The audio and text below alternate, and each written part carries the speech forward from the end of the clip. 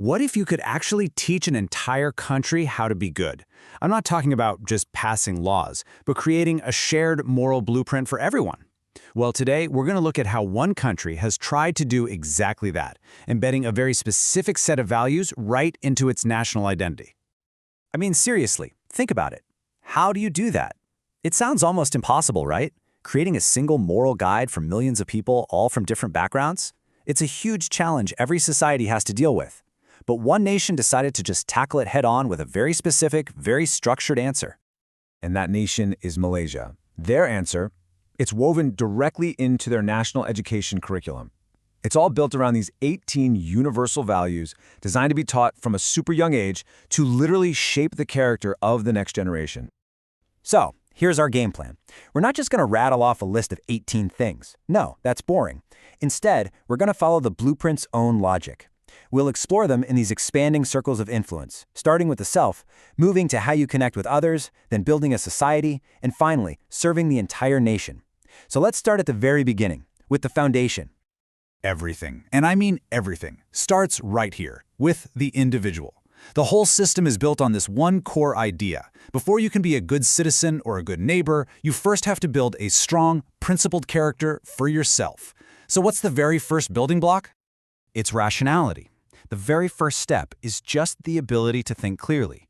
It's not about blindly following rules. It's about understanding why you're doing something, using logic and evidence. This is literally the bedrock of all decision-making in this entire framework. Okay, so building on that, once you can think rationally, the next step is to act, and that's where self-reliance comes in. It's about having the ability and, the confidence to put those rational thoughts into motion all on your own, to be independent and take some initiative.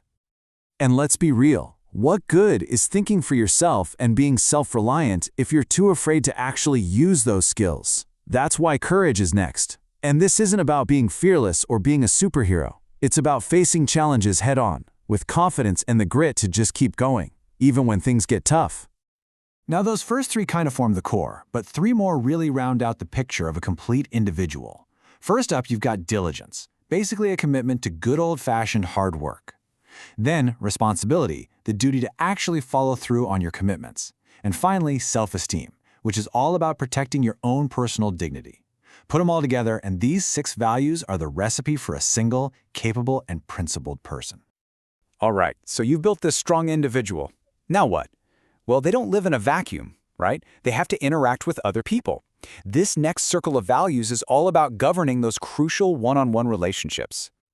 And here they are, the 4 key values for getting along with others.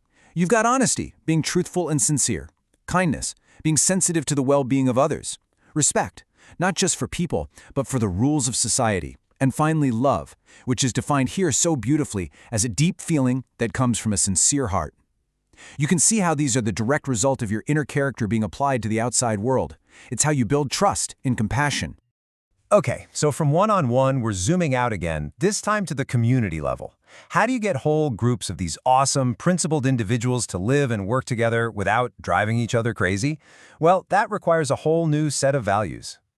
Think of these next 4 as the pillars holding up a healthy society. You've got cooperation, teamwork for the common good, moderation, which is all about finding balance and not going to extremes, tolerance, having the patience to handle differences, and finally, freedom, which, and this is key, is defined as the liberty to act, but always within the boundaries of shared rules and laws. I just want to pause on this one little phrase from the definition of tolerance for a second. This is so important. The system constantly reminds people that these social values aren't just for the good of the group, they're for your own well-being too. It's a two-way street. A healthy society creates healthy individuals, and healthy individuals create a healthy society.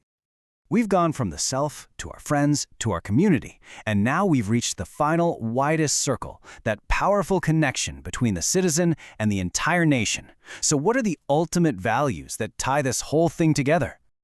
It all comes down to these 2. First, patriotism. That sense of pride and loyalty to your country. And second, belief in God.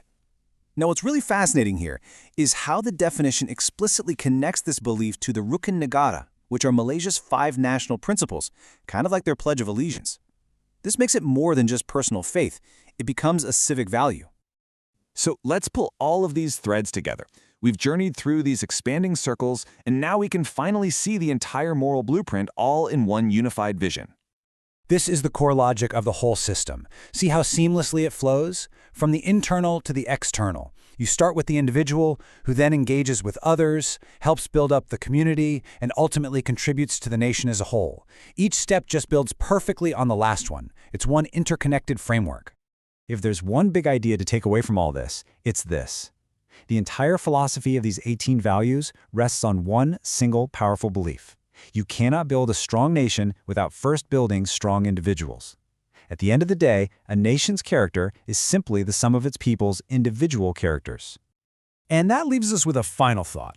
When you look at this list, rationality, kindness, tolerance, cooperation, you realize this isn't just a blueprint for one country. It's really a reflection of universal human hopes. So I'll leave you with this question to chew on. Of all these 18 values, which one do you think our world needs most right now? Definitely something to think about.